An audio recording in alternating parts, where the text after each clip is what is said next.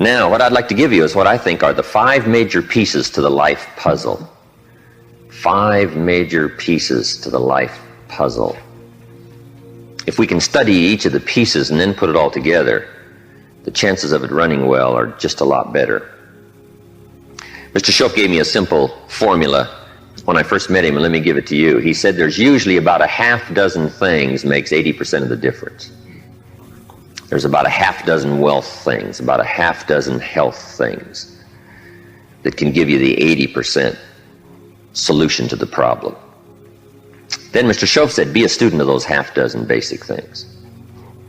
Pretty good advice. Success is not doing extraordinary things. Success is doing ordinary things extraordinarily well.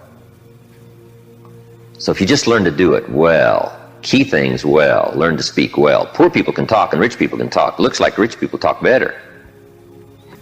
Learning to speak is called survival. Learning to speak well is called success. So let me give you what I think are fundamental pieces to life, and we'll take it from there. Here's the first one. Philosophy. Philosophy, in very simple terms, is simply what you know. And what you know greatly affects how your life works out. We might also add, what you don't know greatly affects how your life works out. The idea you miss could be the missing number in trying to put the numbers in the lock. So, what you don't know will hurt you, to correct an old cliche. And to correct another one, ignorance is not bliss. Right? It's important to know. It's important to get the information. Now, we do something very important with what we know. We weigh it. That's another good word. We weigh. Weigh everything before you do it, before you buy it, before you try it. Make sure you weigh it. Everything you get ready to do, you get to decide whether it's a major or a minor, and you don't want to give minor things major time. You don't want to give something insignificant significant amounts of your energy. So we simply use the phrase, weigh before you pay. Sophisticated people learn to weigh everything. And what we all need is a good set of mental scales to weigh everything. What if you got information and your mental scales were off and insignificant things to you were significant? Wouldn't that be a major handicap the rest of your life? When you weighed something, important things weighed unimportant, we would call that a great handicap. So it's very important to weigh everything properly, and that's the reason for sermons and songs and lyrics and lectures and seminars and conversations and professors and teachers. It's one of the reasons why we converse with each other, and we debate and we think about and we ponder and we perceive and we weigh and we try to find out where the values are. Because you don't want to proceed and give big chunks of your life to something that's insignificant. Okay, so we get information, we weigh it, then we come to conclusions about values. Big question in forming your life, where are the values? What is important?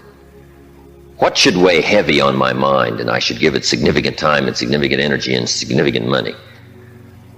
Schoaf said to me, poor thinking habits keeps most people poor. Not poor working habits. Most people work hard, but they don't think hard. They don't use their mind to really try to perceive where the values are so that they don't waste any time. It's easy to spend big chunks of your life on insignificant things. It's one of the major pieces of the life puzzle. What you think about, knowledge, how you weigh it, the conclusions you come to, the values you've perceived, thinking. If you really want to help somebody change their life, you have to start changing their mind, change their philosophy, change how they think. Somebody says, well, just motivation, that'll do. And the answer is no, motivation won't do it. If a guy's an idiot and you motivate him, you got a motivated idiot. Right? Say, no, that's not what it takes. Now, it's very easy to make errors in judgment. Errors in judgment. I'm now teaching people, even after they're out of school, university, college, they should read at least 1 or 2 books a week. It's easy when you get out of school, right, and get a job to just sort of let that all slide, not keep up the learning process. But if you don't keep up the learning process, a lot of values become fuzzy if you don't keep trying to perceive what's important, what's not important, and then start spending major effort on minor things. So we have to keep learning. What if a guy spent his book money on donuts? Right? We would call him greatly deprived mentally. In 10 years, the guy's bought 2 tons of donuts and only 2 books, right? Mostly with pictures, right? And he wonders why his life isn't working well. Reason: after he got out of school, he didn't keep up the flow of ideas that can help to refine your business and help to refine your decisions and help you come to better conclusions. You've got to keep up the learning curve, even after you're out of school, to make sure that you're not making errors in judgment. The reason why most people wind up average at age 40 instead of rich is simply an error in judgment about what to do with your money. What would you suggest a 15-year-old start as a plan to do with their money so that by 40 they're rich instead of average? You've got to have a good plan, right? If you start making errors early with your money, those errors can make your life mediocre instead of rich. You wind up with pennies instead of fortune. And you wind up with crumbs instead of a feast, simply because early you made errors on what to do with your money. The guy says, well, it's only $10. So what does it matter what I do with it? And the answer is, that's when it really matters, is when you don't have much. The guy says, oh, if I had a fortune, I'd really take good care of it, but I've only got a paycheck, so I don't know where it goes.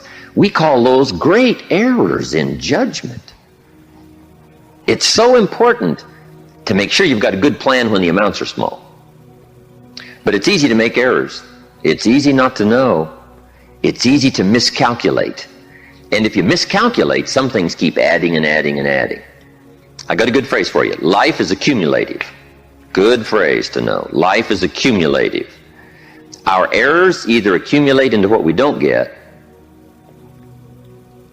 or our wise decisions accumulate into what we do get. Now, the key is to correct the errors as early as possible. Fortunately, Mr. Schoaf caught me at age 25, started asking me major questions. At age 25, he said, Mr. Rohn, how long have you been working? And I said, I've been working 6 years. I started working when I was 19.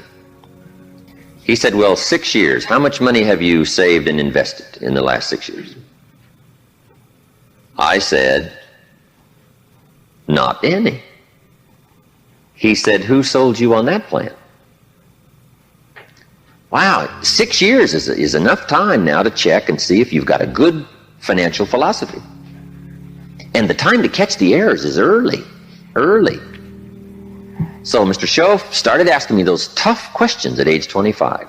How about your money? How about your resources? How about your investments? And you say, well, I've got plenty of time to worry about that and be concerned about that later. And the answer is probably not. Now's the time to fix it. Wherever you hear the good information, that's the time to start fixing it. So we're teaching kids now a good wealth philosophy. Starting at age 50, 15 will make you wealthy by age 40, 45 at the latest if you're a little slow. Start doing wise things with your resources. When would you suggest people should do wise things with their resources? Answer: as soon as they get the better information. Now, you can't do what you don't know, but the key is to keep learning so that good ideas keep occurring to you. Now you can do more wise things. Okay? But philosophy is where it all begins, what you know. Now, to know wise things, you simply have to study, as you're doing. Keep up the reading, keep up the conversations, keep up the listening to lectures, keep going through the information, keep stashing it away, taking the notes, right? There's no better way to adjust your philosophy than to have a continual flow of ideas. But that's the first piece of the life puzzle, philosophy.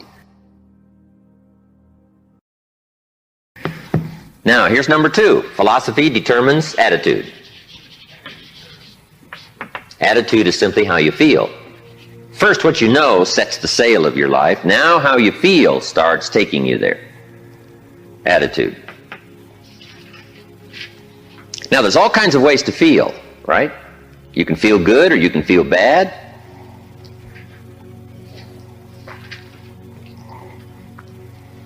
Here's one attitude. If this is all they pay, I'm not coming early and I'm not staying late on the job. That's an attitude, right? If this is all they pay, I don't come early and I don't stay late. Now, do you suppose that attitude, if you carried it through the rest of your life, do you suppose that attitude would greatly affect your life as the years unfold? The answer is overwhelmingly, Of course. Here's another attitude. No matter what they pay, I always come early and I always stay late to invest in my own future. Isn't that fascinating? Attitude is by choice. You can either choose to come early or you can choose to come late. You can either choose to leave early or you can choose to stay late. Attitude's a matter of choice. Now, to make wise choice, we need educated attitudes. Emotions must go to school to learn where the values are. Okay? Good phrase. Emotions must go to school. When kids are young, right? A 3-year-old, falls on the floor and kicks his feet and screams. We say, well, that's okay when you're 3, but it isn't okay when you're 30. Right? As a little kid, right, you can retaliate and punch somebody out, but when you're 23, we say, no, you got to learn now to take that emotion and send it to school and find out where the values are. It's okay to feel strong, but you've got to learn to restrain yourself in a society if you want life to go well for you. So attitudes now become a matter of educated choice. Educated choice. But how we feel is going to greatly determine how our life works out. Now, it's how you feel about a variety of things. Let me give you that list. Number 1, it's how you feel about the past. Now, when you're young, you haven't got that much past to feel about, but I'm sure you've had some ups and downs. You've had some wins and losses. So part of our attitude is based on how we feel about the past. Some people are still carrying the burdens of the past. They're affected by some difficulties, some losses, whatever. They're carrying it around like a burden. Instead of using the past as a school, they're using it as a threat to their life. So part of it is solving the attitude about the past, how you feel about it. Number 2, it's how you feel about the future. Facing the future, very important, key part of our life. Now, there's 2 ways to face the future. Here they are. 1, anticipation. That's one way to face the future, anticipation. Here's the other way, apprehension. Now, most people face the future with apprehension, primarily because they bought somebody else's view. They don't have their own future well designed. So in the absence of having your own future well designed, you have a tendency to be persuaded to buy somebody else's future. Here's what's going to happen, here's what's going to happen. Boy, it's easy to let your days be clouded by all of that. So some days, somewhere along the line, you've got to start settling for sure how you feel about the future. And how you feel about it greatly determines what you do. If you don't feel good about the future by having goals set, you take what we call uncertain steps. It's difficult to be confident about the day if you don't have your future well designed. So here's one of the keys to do about your future. Set goals, write them down, design the future. Where do you want to go? What do you want to do? What do you want to be? What do you want to see? What do you want to have? What do you want to share? Even if it all changes 12 months from now, the key is to start making a list now. The cities you want to visit, the people you'd like to meet, your health goals, your investment goals, all that stuff. Start writing it, putting it in a journal somewhere. And let it all change as time unfolds. Something that you think is very important right now, 2 years from now, you'll say, that was kind of foolish. How come I thought that was so important, right? Because you'll grow beyond that. But right now it's important to get as clear a picture as you can of the future. Set your dreams, set your goals. Because it's important. How the day goes is greatly determined by your confidence about the future. Now here's another attitude. It's how you feel about each other. It's how you feel about society and the community and the country. It's very important. It's not that difficult to be a cynic. And cynicism greatly influences how your life works out. But it's also important to understand that if you want to do well, it takes all of us to help each of us. Good phrase. It takes all of us to help each of us do well. You can't succeed by yourself. It's hard to find a rich hermit. But you can't succeed by yourself. You need a market. You need a society. We need each other's ideas. We need each other's collective ideas. Collective participation in the marketplace, society. Okay? So how we feel about each other, very important. Now here's the big one. It's how you feel about yourself. How you feel about yourself. Self-esteem, understanding your own value. Boy, if new discovery starts to unfold for you, that you've got the brains, you've got the talent, all you need is instruction, all you need is some coaching, all you need is some help, all you need is some advice, some experience. If you're headed down the wrong road, hopefully somebody's already been down that road where the bridge is out. And they come back saying, don't go this way anymore, the bridge is out. So we take somebody else's advice and we say, wow, I'm glad you came along. I'm heading down this road. So learning from other people's experiences, picking up all the ideas so that we can feel good about ourselves. Now, self-esteem primarily comes from engaging in the disciplines that lead to value. Self-esteem comes from engaging in the disciplines that lead to value. We don't lack potential, but to bring value from potential, we need the disciplines. Now, one of the major things that makes us not feel good about ourselves is not engaging in the disciplines. If you keep letting yourself off the hook, or just ho-humming it and letting it all slide, then you don't feel good about yourself. Best is the ant philosophy. Right? To feel good about yourself, do your best. Gather all you can during the summer. We call that the ant philosophy. Ants don't settle for half. They go for all. All you possibly can. Do the best you can. It's the greatest lift of self-esteem is doing the best you can. Okay? So attitude plays such an important part in the 5 pieces of the life puzzle. Now, what's next? Number 3. First is philosophy. Second is attitude. Philosophy and attitude determines activity. Activity is what you do. Key phrase, success is a doing. You actually now have to do it. It seems as though God has designed that the major part of the value of our life is left to our own mental genius. You've got to decide what you want to become. Then you simply have to go do it, engaging in the disciplines. Now, the activity part is so important. How hard should you work when you get ready to labor, when you get ready to try to be successful in the marketplace? How many days should you spend? How hard should you work? Well, let me give you an Old Testament phrase to consider. It says, 6 days activity, 1 day rest. Now that's called a philosophy on activity. Right? What should be the ratio of rest to activity? Old Testament suggests 6:1. Now I know that goes back a long ways. Some people said, no, 6:1's old-fashioned. 5:2 is better. Well, you got to take a look at 5:2 and see if it's okay.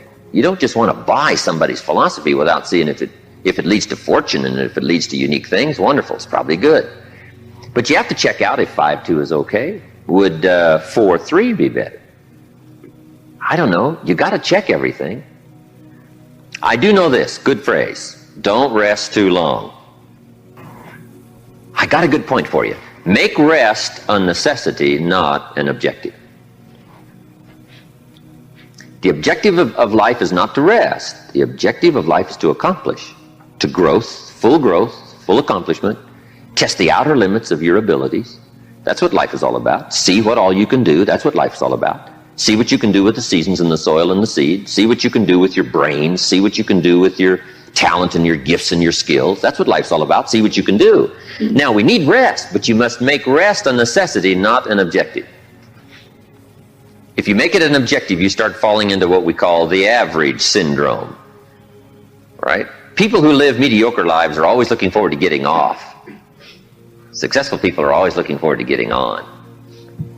Successful people don't want off. They want on. They want to get on with the job. They rest only enough to gather strength. So consider that in your argument, in your debate on how hard should you work. Let me give you another Bible philosophy. My parents made sure I was a pretty good scholar by the time I was 18. And I'm an amateur on the Bible. But here's another good philosophy. Whatever your hands currently find to do, do it with all your might. Whatever you're doing, do it with all your might. We call that philosophy on activity. How hard should you work? As hard as you can in the time allotted to labor. In leadership, management, lectures we teach, when you work, work. When you play, play. Don't play at work. And don't work at play. Right? Make best use of your time. When you're working, pour it on. And when you're playing, have a good time. But don't play at work. Okay? So, activity, very important piece in this whole life puzzle in working. So, you've got to test how hard you can work. Part of it is physical, your own physical limitation. Some people can take 14 hours, no problem. Some people 10, stretches pretty much their physical limitation. So everybody has to sort of decide how hard you can work, how much time you can put in. When you come to university, right, you got to sort of find out how much workload you can handle, how many classes can you go through, how much can you unravel, how many study hours do you need, how much effort have you got, when are you going to run out of gas, right, and you need to replenish the supply. So we all have to study our own activity habits. But let me give you what I think is the best philosophy. It is simply do the best you can. In activity, we call it doing your best. A man asked me one time, he said, I'm making about $50,000 a year, isn't that enough? What would you tell somebody? A businessman said to me. He said, my kids aren't starving, and he said, I got my bills paid, and he said, we're doing pretty good, and I'm making about $50,000 a year. Isn't that enough? He asked me. What do you suppose I told him? I said, yes, it's enough if it's the best you can do. We don't call an amount enough. We call your best enough. I said, if you're capable of making $500,000 a year and you make $50,000 a year, we call you loser. And we don't call you loser because of the difference between 50,000 and $500,000. We call you loser because you're not doing your best. If you do your best and you make $10,000 a year, that's enough. If you do your best and you make $1 million a year, that's enough. Enough is not the difference between 10,000 and $1 million. Enough is simply doing the best you can. So that's the key to the good life. When the day is finished, if you say, did I do my best? And if I'm not doing my best, why not? Have I got some errors in my philosophy that says, hey, half effort's okay, just slide by, ho-hum it, cross your fingers and everything will work out, hopefully. Say, no, I don't want to take those kind of chances. I don't want to drift. Okay? So activity. Just put a big question mark on activity and say, here's a major piece of life to keep checking. Make sure I'm doing my best. That's all I require, my best. A group of psychiatrists asked me to come and lecture for them in Los Angeles one time, which I thought was interesting, since I only went to 1 year of college. And then in the middle of my lecture, I had the audacity to...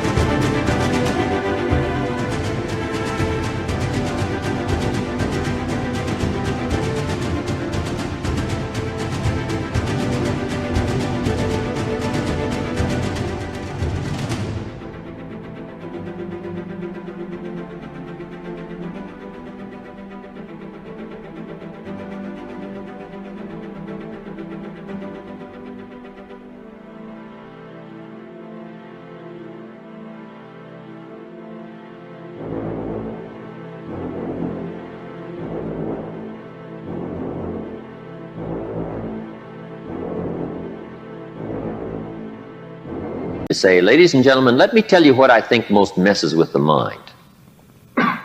They said, what do you think most messes with the mind? I said, I think what most messes with the mind is simply doing less than you can. It sets up all kinds of psychic problems, doing less than you can. Guess when you really feel good about yourself? When you've done the best you can. You don't even have to win the full prize if you do the best you can. We call that the ultimate winning, doing the best you can.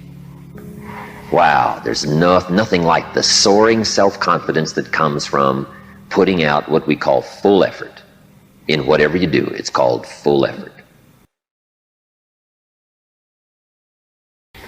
Philosophy, activity, attitude leads to number 4, results. And that's what life is all about, putting the first 3 together. Good philosophy, attitude, high activity to get the ultimate called results. I got a good phrase for you. Results is the name of the game. Now, the challenge of life is a very simple phrase. Let me give it to you. I think you'll find it interesting to at least ponder. The challenge of life is to make measurable progress in reasonable time. Measurable progress in reasonable time. First, we don't want to be unreasonable with time. If you and I agree to do something, 5 minutes later I'm asking you, how are you doing? You say, I haven't left the building yet. You can't ask in 5 minutes. 5 minutes is too soon. That's unreasonable. Now, if I don't ask you for 5 years, we call that too late. You can't wait 5 years, and you can't go 5 minutes, right? We all have to learn what is reasonable time to expect somebody to make progress, to grow, to change, to develop. So all of us have to learn, especially if you're going to become leaders, entrepreneurs, if you're going to have management responsibilities and work with people, you got to understand what is reasonable time. We don't want to be unreasonable with time. But here's what else we expect: measurable progress in reasonable time. How many years should the child spend in 4th grade? Approximately. About 1. You say, well, if they're nice kids, would you give them 3 or 4? You say, no, you can't spend 4 years in 4th grade. It's unacceptable. We put on the family pressure. We put on peer pressure, right? We put on all kinds of pressure. You can't spend 4 years in 4th grade. Now, wouldn't that be interesting if we applied the same kind of social pressure all of our lives? What would be acceptable to society for wise investments to have been made by age 30 so that you can really properly take care of yourself and your family? Somehow we've missed those standards, right? Shouldn't it be popular to be wealthy by age 40? And shouldn't we look at somebody who by age 45 is not at least financially independent saying, where have you been? Tibet? Or Bangladesh you probably have spent. You mean you've been here all this time? Right? Shouldn't we make it a bit unacceptable not to be well off in what we call reasonable time? But what if a guy spent his potential fortune on non-essentials from age 15 to age 45? Shouldn't we call that unacceptable? Shouldn't teenagers ask their parents, how come we're not rich?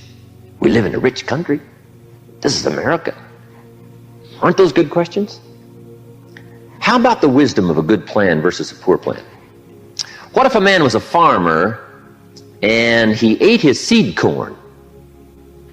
Instead of planting it, he ate it. Wouldn't we make arrangements to go get his children? And say, the kids aren't safe. The man's insane. He eats his seed corn. He doesn't plant it. Wow. I just offer that as kind of an interesting question. If we make such pressure demands for 4th grade, why shouldn't we make those same pressure demands for the rest of life? Interesting question, right? Good debatable question. Now, part of it is society eases back on us as far as ongoing demand of results. But here's what I'd ask you to do. Make the demands on yourself. I'm asking you not to let yourself off the hook. Society will let you get by with far less than you want to be. When you get out of university, how many books will the community demand that you read every month? Approximately. About none. So if you're going to do the extra reading, guess what? You've got to develop that philosophy and put that pressure on yourself. But what I'm asking you to do is take a good look at results. Now, another reason why we look at results at age 25, results at age 30, on a wide variety of things, health and wealth and culture and sophistication and lifestyle and uniqueness. We keep checking all those results. Here's why. To see if there's any errors in activity. Guess how easy it is to make errors in activity? It's easy. We teach in our leadership series, don't mistake movement for achievement. Boy, sometimes it's easy to be faked out by being busy. Guy's busy 10 hours a day, but he's going in figure eights. The guy's not making progress. He's stalled, but he's busy. And he thinks being busy is going to do it. Say, no, you got to be busy doing the right things. So maybe you need activity fixed. Maybe you need attitude fixed. Who knows? The guy who says, since they don't pay well, I come late and leave early. We say, John, that's going to affect you all your life. And you've probably got the results to show it. Or maybe we need a correction of philosophy. That's why we check results. Now here's the last piece in the life puzzle. It's called lifestyle. Lifestyle is simply how you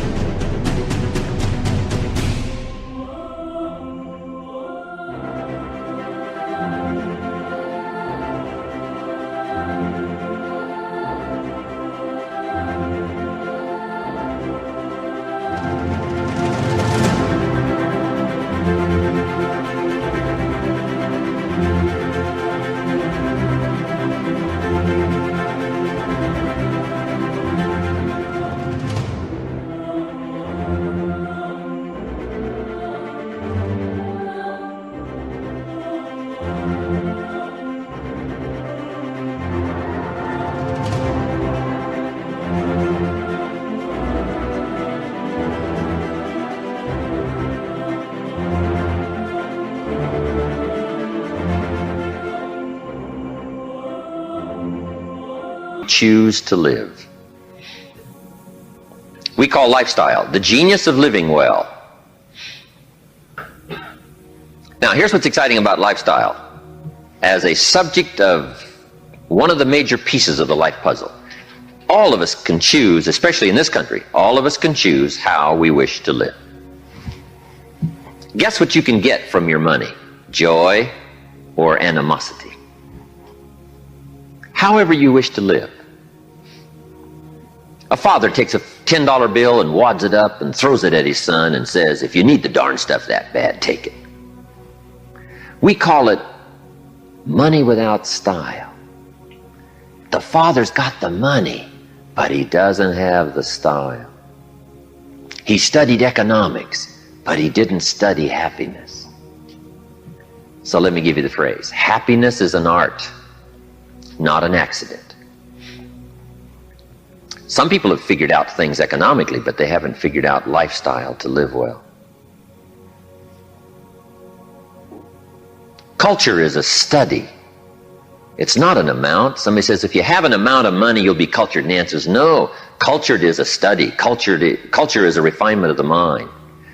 To be cultured, you must study culture and practice culture. Money doesn't solve the culture challenge. Money doesn't solve the happiness challenge. To be happy, you got to study and practice happiness.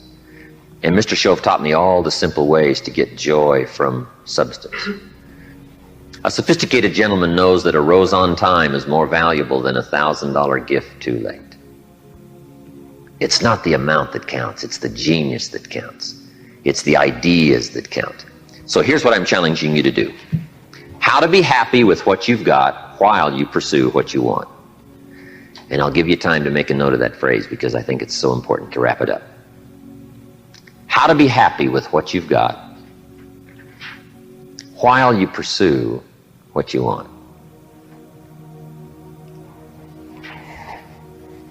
So I would challenge you in the last piece of the life puzzle, find ways to live uniquely. Now, if you look at your life on all these 5 pieces, this is why I'm asking you to just go back through and review these notes. How am I doing on philosophy? Are there some things I don't know? Am I making some errors in judgment that's going to bring me to no good end, right? 3 years from now, 5 years from now. Key phrase, 10 years from now you will arrive. The question is where? Good question, where? And the follow-up is, now's the time to fix the next 10 years. Now's the time to fix the next 10 years. And hopefully, with the discussion of these 5 subjects, we've given you some viewpoints, at least from my experience. And hopefully I've done a little coaching here today, and you can take these subjects and debate them and talk about them and think about them, and they'll help you with life in the future.